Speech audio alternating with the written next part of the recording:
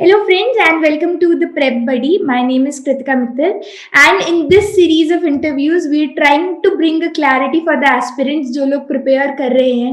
तो किस एग्जाम को देने से क्या अपॉर्चुनिटीज हैं, कैसा जॉब रोल होता है, ये सब आपको पहले से पता हो, एग्जाम देने से पहले पता हो, उसके लिए we are bringing this series. Today we have with us Puneet Mandal. He is working currently with Airport Authorities of India. He has worked with DMRC in the past. Welcome, sir. Good morning, friends. I am Puneet Kumar Mandal. I am working in Airports Authority of India, currently posted in Delhi Airport. I have more than 4 years experience as air traffic controller in India. Okay तो पुनीत जैसा image college में था, you वो very creative, बहुत ही अच्छा arts crafts creativity था. तो उसके बाद ये टेक्निकल स्ट्रीम में कैसे आ गया? मैं पहले इलेक्ट्रॉनिक्स के सभी टेक्निकल स्ट्रीम का ही प्रिपरेशन कर रहा था. सभी तरह के टेक्निकल एग्जाम्स दिए, डीएमआरसी दिया. तो डीएमआरसी में वर्क किया कुछ टाइम. उसके बाद फिर एयरपोर्ट्स अथॉरिटी ऑफ इंडिया में हो गया. तो that was better than DMRC JE, so I selected this. Okay so you were in DMRC JE? Yeah DMRC JE telecom sector. Okay so you find AI better, right? Yeah, AI is better than telecom JEE. Yeah, in DMRC. Okay so सबसे पहले आप हमें बताइए about your current job profile. मतलब कि आपका day to day routine क्या होता है, आपका रोल क्या है in the organisation? In airports authority of India सभी एयर ट्रैफिक कंट्रोलर्स का सिमिलर रोल है. एक ही रोल है कि उनको जिस टाइम पे जितना एरिया कंट्रोल करने को मिलेगा, उस एरिया में जितने भी एयरक्राफ्ट होंगे वो सभी उस कंट्रोलर के अंडर में होंगे. ओके मतलब कि अगर किसी कंट्रोलर को एक सेक्टर दिया गया है जो कि 3D एयर स्पेस में डिफाइंड रहता है, उस सेक्टर के अंडर में जितने भी एयरक्राफ्ट होंगे वो उस कंट्रोलर के अंडर में होंगे. No other controller is going to interfere in that. Okay so complete technical job जो हम लोग पढ़ते हैं इलेक्ट्रॉनिक्स में, रडार वगैरह, उस सबका एप्लीकेशन फाइनली करने को मिल रहा है. हाँ, टेक्निकल है बट पूरा एप्लीकेशन है. टेक्निकल के अंदर नहीं जाना पड़ता है, पूरा एप्लीकेशन है. राइट. तो आपका डे टू डे रूटीन क्या होता है? यानी कि ये ऑफिस जॉब है या फिर आप फील्ड में रहते हैं? मतलब कि कैसा रहता है? नहीं, ऑफिस जॉब तो नहीं है. ये बहुत ही अलग तरह का डे टू डे रूटीन होता है. इसमें 5 डे वर्क वीक होता है. मतलब कि मंडे टू फ्राइडे का कोई सिस्टम नहीं होता है. अच्छा. Means day 1, day 2, day 3, day 4, day 5, then again day 1, day 2, day 3, day 4, day 5, then it gets on repeated over and over. Okay, this is practiced in 12 major airports in India. 5-day work schedule. Okay, and I guess that more than 70% of the ATC are posted in these major 12 airports. Okay. Okay, and yeah, means day 1 is morning duty, day 2 is afternoon duty. Morning duty is 6 hours. Day 2 afternoon duty 6 hours. And day 3 is night duty 12 hours. Okay, and day 4 is night off, means you get off. अच्छा. मतलब day 4 की सुबह को वापस आओगे तो मतलब पूरी रात ड्यूटी करके आए हो ना. day 3 की रात को गए तो day 4 की सुबह को आओगे तो day 4 is off. अच्छा. And day 5 is also off. And day 6 is again day 1, that is morning duty. अच्छा. ओके. मतलब अगर ड्यूटी आवर्स आप मिलाओगे तो 5 डेज में 24 आवर्स की ड्यूटी होती है. 6 + 6 + 12. हाँ, राइट. लेकिन वीकेंड ऑफ या ऐसा कोई पर्टिकुलर डे ऑफ नहीं होगा कि ये दिन फ्री है? नहीं, ऐसा भी हो सकता है कि संडे को मॉर्निंग आ जाए, मंडे को मॉर्निंग आ जाए, कभी भी मॉर्निंग ड्यूटी आ सकती है. तो ये ओवर एंड ओवर रिपीट होता रहेगा तो कुछ भी आ सकता है. दीपावली के दिन नाइट ड्यूटी थी मेरी. Okay hard time then. हाँ, तो कुछ भी आ सकता है, रैंडम हो जाता है. Okay, so please tell us something about your service. As in, आपने AAI का कौन सा एग्जाम दिया, उसके बाद क्या प्रोसेस था रिक्रूटमेंट का, कितना स्टेज प्रोसेस था, उसके बाद ट्रेनिंग हुआ, कैसे, what is the procedure? Okay, AAI का अपना अलग एग्जाम होता है, किसी और एग्जाम से नहीं लेता है. अनलाइक जेईई इलेक्ट्रॉनिक्स जो कि गेट से लेते हैं, ATC का अलग सेपरेट एग्जाम होता है. ठीक है. जब मैंने दिया था 4-5 साल पहले, 5 साल पहले, तब उसके बाद इंटरव्यू भी होता था. अभी इंटरव्यू नहीं है. 2-3 साल पहले सभी जगह से इंटरव्यू हटा दिया गया है. तो अभी सिंपल 2 स्टेप प्रोसेस है. Written exam and then voice test होता है. अच्छा. मतलब कि कोई स्टैमरिंग करता हो या किसी को बोलने में तकलीफ हो तो उसको हटा देते हैं, ठीक है। ओके ओके तो पहला हो गया रिटन एग्जाम, फिर हो गया वॉइस टेस्ट, फिर डॉक्यूमेंट वेरिफिकेशन और class 3 medical. Okay and what about the training? Training okay, पहले तो बीटेक सभी स्ट्रीम्स अभी ले रहे हैं वो, पहले ओनली इलेक्ट्रॉनिक्स एंड आईटी था, अभी बीटेक के सभी streams are allowed to give the exam. अच्छा अच्छा, ठीक है, ये बहुत ही ज्यादा रिस्की काम है, बहुत ज्यादा वैसा काम है, इसलिए बहुत ही कई लोगों एक्स्ट्रा की ट्रेनिंग होती है लाइफ इसमें। हमेशा रिस्क पे रहेगी आपके वजह हाँ से, है ना? हाँ, राइट, जस्ट लाइक पायलट्स इसमें बहुत ही ज्यादा ट्रेनिंग होती है। करेक्ट। इनिशियल ट्रेनिंग 8 मंथ्स की होती है, हाँ हाँ, 8 मंथ्स की ट्रेनिंग होती है, या there are 3 training centres in India for ATC.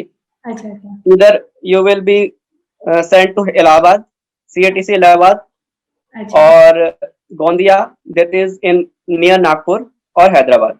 ठीक है, there are 3 centres where you will be sent for 8 months. मतलब सेम ट्रेनिंग आई होती मीन है? हाँ, सेम ट्रेनिंग होती है, 3 से 3 ही सेंटर हैं जिनको अलाउड है ट्रेनिंग देना।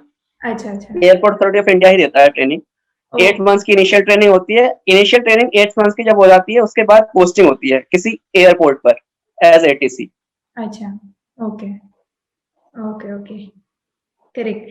चलिए, ओके, तो तो ये मतलब ट्रेनिंग 8 मंथ्स की हुई, उससे पहले मतलब ये पूरा रिक्रूटमेंट का प्रोसेस, मतलब आप एग्जाम देंगे उसके बाद विद इन 1 ईयर हाँ, will be posted on some airport, है ना? या अभी क्या है कि अभी बहुत ज्यादा मास रिक्रूटमेंट हुआ था लास्ट 2 टाइम्स, हाँ तो हाँ, उनका क्या किया था कि उसको 2 पार्ट्स में डिवाइड कर दिया था। अच्छा मतलब कि 400 लोगों का रिक्रूटमेंट किया था, तो 200 लोगों की ट्रेनिंग पहले कराई, और 6 महीने की ट्रेनिंग थी उस टाइम, तो 6 महीने जब तक 200 ने ट्रेनिंग की, उस टाइम नेक्स्ट 200 डायरेक्टली स्टेशन भेज दिए थे। Station means airport. Okay okay, okay, joining के जस्ट बाद फर्स्ट डे से ही एयरपोर्ट 6 मंथ्स किया, उसको ऑन जॉब ट्रेनिंग बोल देते हैं। तो हम्म, जो फर्स्ट हाफ वाले ट्रेनिंग करके वापस एयरपोर्ट्स में आए, तो उनको फिर ट्रेनिंग सेंटर्स भेजा गया, क्योंकि कैपेसिटी लगभग तीनों की मिला के 200 के आसपास की है। आई थिंक एआई ने 2015 या 16 से रेगुलर रिक्रूटमेंट स्टार्ट किया है, उससे पहले क्या? बहुत टाइम का गैप हुआ, तो अभी दे आर हाँ रिक्रूटिंग रेगुलरली उसके बाद से हाँ, तो। तो 2010 का बैच था, 2011 का बैच था, 2012 का बैच था। हाँ हाँ 13 और 14 में कोई बैच नहीं था। हाँ हाँ, ठीक है, तो 13 और 14 का कोई बैच नहीं है। हम्म, 2015 से रेगुलर रिक्रूटमेंट्स हुए 200, 400 and 250, I yes, guess. Correct. तो tell us something more about your service, मतलब आपकी रिपोर्टिंग किसको होगी? Who would be your service head? Service head, इसको सर्विस हेड रिपोर्ट, हायरार्की होती है यहाँ पे, लेकिन ऐसा हमें किसी को रिपोर्ट नहीं करना होता। अच्छा, अगर इनिशियल पोस्टल हायरार्की की बात करें तो फिर अलग अलग लेवल्स है, E1 E2 जैसे ही सभी पीएसयू में होता है, सेम लेवल्स हैं। राइट, E1 E2 E3 वही जो होता है। अभी नेक्स्ट पीएसयू के बाद रिवीजन के बाद E1 is 40,000, E2 is 50,000, basic salary के अकॉर्डिंग होता है। ओके। ठीक है, तो स्टैंडर्ड गवर्नमेंट फिर आपका अभी स्टैंडर्ड क्या होगा? As an entry entry level पे सैलरी स्ट्रक्चर कौन सा ग्रेड पे होता है, फिर किस तरह से चलता हाँ, बता रहा हूँ मैं। तो उसमें आपका रिपोर्टिंग ऑफिसर नहीं होता है कोई, ठीक है। अभी जब आप ड्यूटी करने जाते हो, मान लीजिए मॉर्निंग ड्यूटी करने जा रहे हो, है? हाँ हाँ, तो दिल्ली के केस में बहुत बड़ी शिफ्ट होती है। दिल्ली के केस में about 60 controllers are there in one shift. Okay, morning duty में एक टाइम पे 60 कंट्रोलर्स होंगे।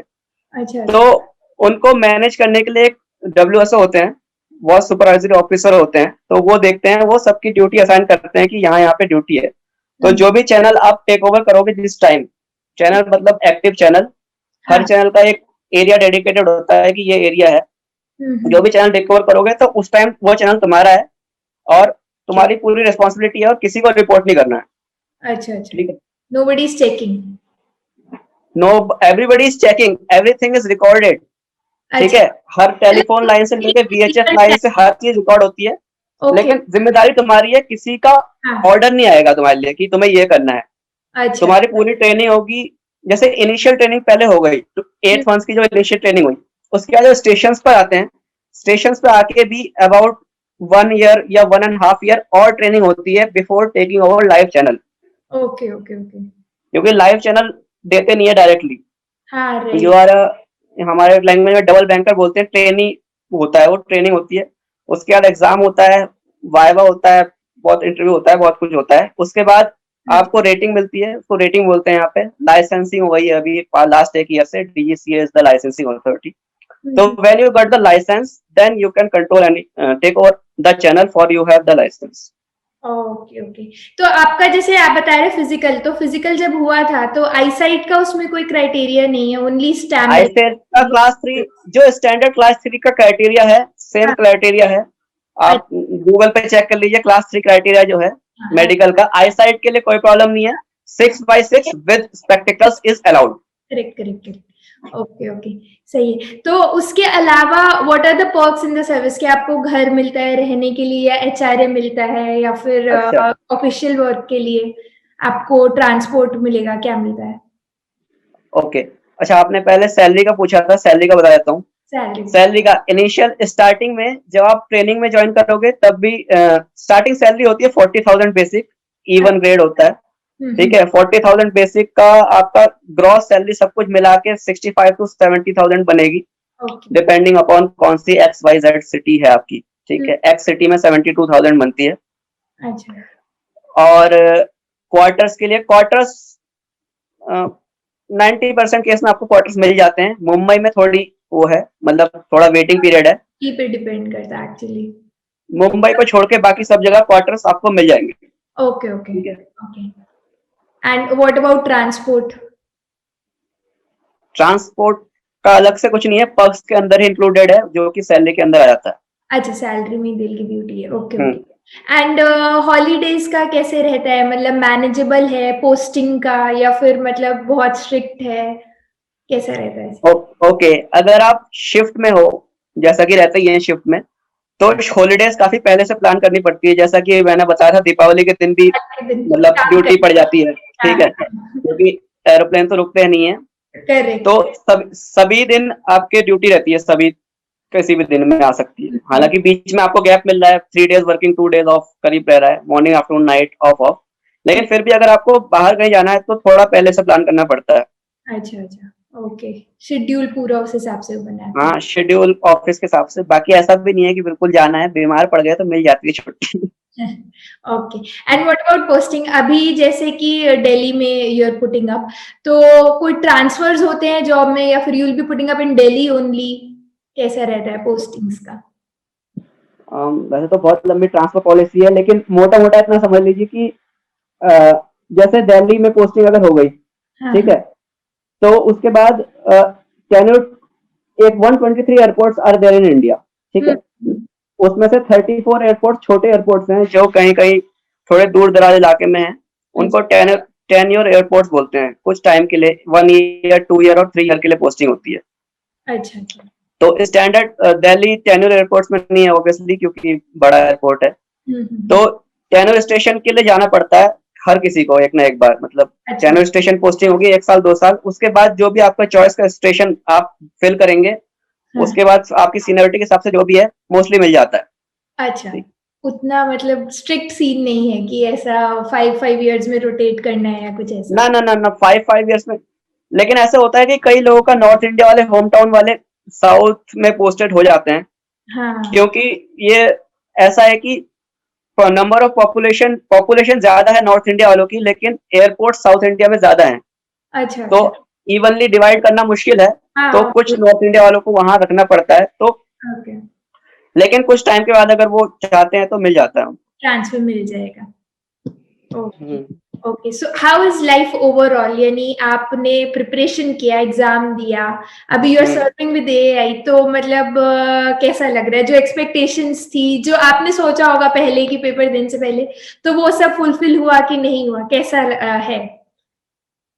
देखो, पेपर देने से पहले हमने नहीं सोचा था कैसी जॉब होगी है। लेकिन पेपर होने के बाद और काम करने के बाद काफी बहुत अलग जॉब है, बहुत ही अलग जॉब है। बाकी सभी जॉब से कंपेयर करना बहुत मुश्किल है, क्योंकि हर सेकंड में कुछ ना कुछ डिसीजन लेना पड़ता है। बहुत ही थ्रिलिंग लगता है जब बहुत ट्रैफिक आ जाता है और डिसीजन को पेंडिंग नहीं कर सकते हो। जैसे ही तुरंत एयरक्राफ्ट आया एक के ऊपर एक, उसे लैंड कराना ही कराना है, आसपास से ले जाना ही ले जाना है उसको। जॉब में आने से पहले तो नहीं सोचा था मैंने कि कैसी जॉब होगी, लेकिन जब जॉब ज्वाइन कर ली उसके बाद भी ट्रेनिंग भी कर ली। अच्छा, ट्रेनिंग बहुत डिफिकल्ट होती है पास करना, लेकिन क्योंकि बहुत अच्छे से ट्रेनिंग कराते हैं वो। ओके। और ट्रेनिंग भी कर ली, उसके बाद जब रेटिंग हो गई, उसके बाद जब काम करने लगे तो बहुत अच्छा काम है ये, हाँ। बहुत ही अच्छा लगता है, मतलब सेल्फ सेटिस्फेक्शन मिलता है काफी कि हाँ हमने कुछ किया है, बहुत अच्छा सा फील होता है काम करते हुए। और क्योंकि खुद के डिसीजन खुद लेने पड़ते हैं, हाँ, हाँ, हाँ। जो भी तुम खुद डिसीजन ले रहे हो तो खुद ही तुम जिम्मेदार हो जिस बात के लिए तुम डिसीजन ले रहे हो। एंड योर कोई decisions are going to make a big impact. आप जो डिसाइड करोगे हाँ, उससे काफी इम्पैक्ट भी हो सकता है, काफी चेंज आ सकता है।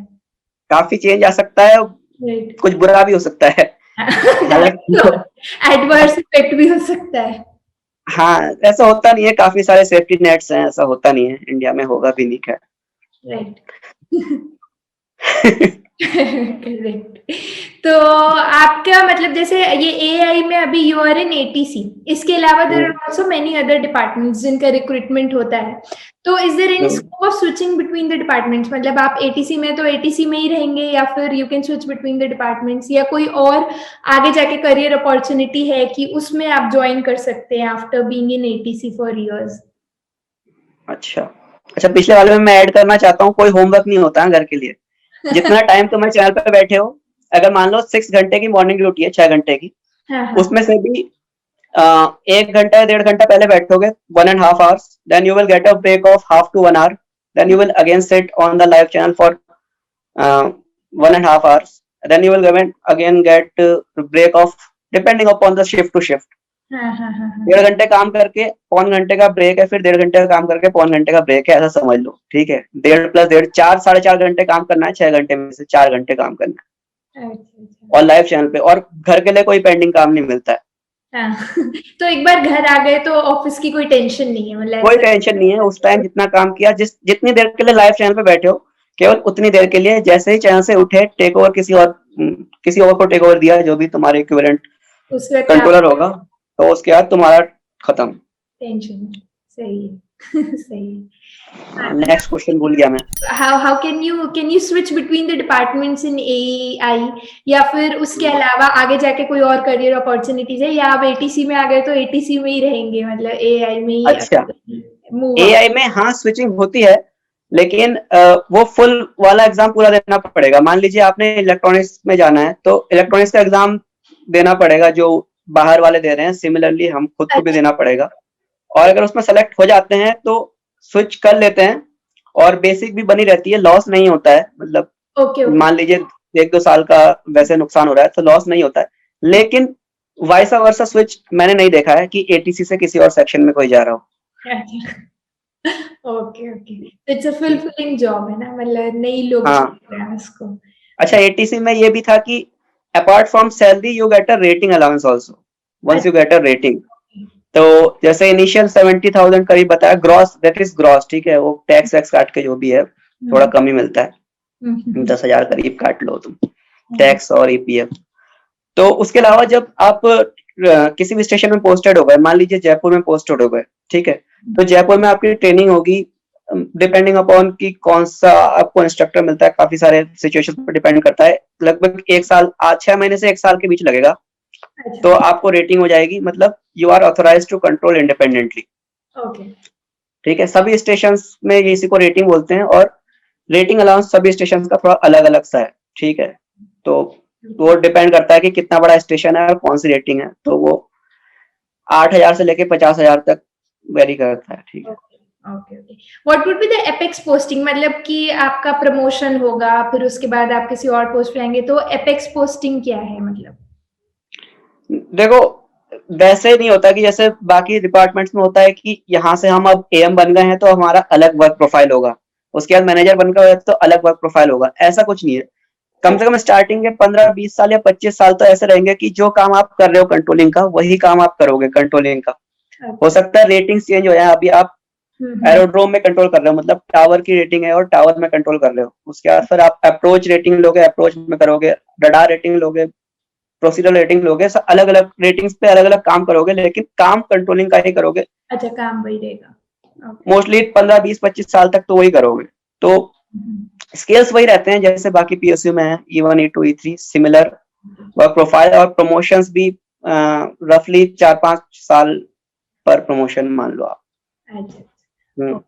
Very nice, it was very nice talking to you after a long long time. तो मतलब बात भी बहुत दिनों बाद हुई, एंड आई होप कि ये जो इंटरव्यू है, ये जो टॉक है, this would be very helpful for aspirants. Generally ऐसा होता है कि लोग पेपर भर देते हैं, तैयारी कर रहे हैं गेट की, जो फॉर्म निकला, जो पेपर आया भर दिया, कुछ नहीं पता क्या होने वाला है, क्या जॉब प्रोफाइल है, भर देते हैं। जब पता नहीं होता तो मोटिवेशन भी नहीं आता प्रिपरेशन करने का, फिर प्रिपरेशन करे बिना एग्जाम दे देते हैं, क्लियर हो भी जाता है कभी कभार, किस्मत अच्छी होती है, तो नहीं होता, तो फिर भी ऐसा पता भी नहीं चलता कि क्या लॉस कर दिया। तो ये मोटिव यही था कि सब लोगों को एटलीस्ट अवेयरनेस हो कि किस एग्जाम में क्या है, तो जब एग्जाम दे तो ये पता हो कि किस चीज के लिए एग्जाम दे रहे हैं। तो आई थिंक पूरी नॉलेज, सारी इंफॉर्मेशन कंप्लीटली मिली हम लोगों को आज। We'd like to conclude this now. Any message for the aspirants जो लोग प्रिपरेशन कर रहे हैं, उनको कुछ मैसेज, कोई टिप, कोई trick? Did you use your creativity in your preparation also, उससे रिलेटेड कुछ, anything that you would like to tell? कुछ नहीं, इसमें 120 मार्क्स का पेपर होता है, उसमें से 40 मार्क्स का नॉन टेक्निकल है, 80 मार्क्स इज टेक्निकल। तो सिमिलर चीज जो वो टेक्निकल की तैयारी कर रहे हैं, सेम पैटर्न है ऑलमोस्ट। उसमें नेगेटिव मार्किंग है नहीं, तो बहुत इजी हो जाता है एक तरह से। मार्क्स काफी ज्यादा आते हैं लोगों के, क्योंकि नेगेटिव मार्किंग नहीं होती है। अच्छा अच्छा। बाकी अगर जिसको भी आना है तो बहुत ही अच्छी जॉब है, बहुत थ्रिलिंग जॉब है, और बहुत ही जिम्मेदारी वाली जॉब है। मतलब कि जब काम कर रहे हो तो ऐसा नहीं कर सकता कि मैं नहीं कर रहा हूँ, तो करना ही पड़ेगा। Okay, so anybody who would like बाकी जॉब्स की तरह वेलकमिंग यू है ना, पुनीत से आप कांटेक्ट कर सकते हो, ही इज वेरी वेलकमिंग। सबको बुला रहा है कि आइए एग्जाम दीजिए। Very nice. बाकी जॉब्स की तरह इसमें रूरल पोस्टिंग भी नहीं होगी, क्योंकि एयरपोर्ट्स मोस्टली अच्छी जगह पे ही होते हैं, क्योंकि जहाँ भी है, और जितने बड़े एयरपोर्ट्स हैं उसमें भी, क्योंकि जहाँ पे पोस्टिंग की जगह भी बहुत लोगों के लिए मायने करती है। कि अगर गांव में पोस्टिंग नहीं चाहते हैं बहुत लोग, तो उसके लिए भी काफी अच्छी पोस्टिंग होती है। मतलब हो सकता है मुंबई या चेन्नई में हो, लेकिन एटलीस्ट गांव में नहीं होगी, ये पक्की बात है। इसलिए एयरपोर्ट तो होगा कम से कम वहां पे, तो थोड़ा तो मतलब एयरपोर्ट तो होगा ही। Right, right. So it was very nice talking to you after so long. Thank you so much for joining us today, and thank you to everyone who watched this video. I hope this would be helpful to you all. If you like this video, please share it with your friends, and don't forget to subscribe to the channel and press the bell icon so that you never miss an update. Thank you. Bye bye.